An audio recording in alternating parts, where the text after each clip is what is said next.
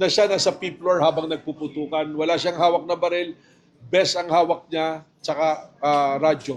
Driver siya for doon sa kanyang handler na si Attorney Rick Espino. No? Lumabas yung mga video, naglabas yung iba-ibang station ng video from the body cams and from the video na nakuha ng mga media na kasama ng NBI doon sa GSIS na siya nasa fifth floor habang nagpuputukan. Wala siyang hawak na baril, best ang hawak niya, tsaka radyo.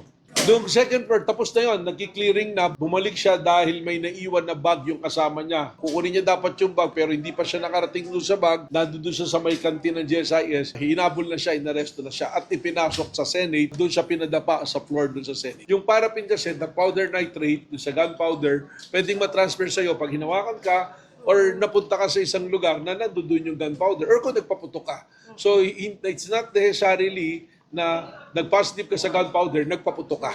Pwedeng meron kang contact. And based on the video na nakita ko, idinapa siya kung saan nandun yung usawa at nagpaputok ng baril. Maraming gunpowders doon sa site.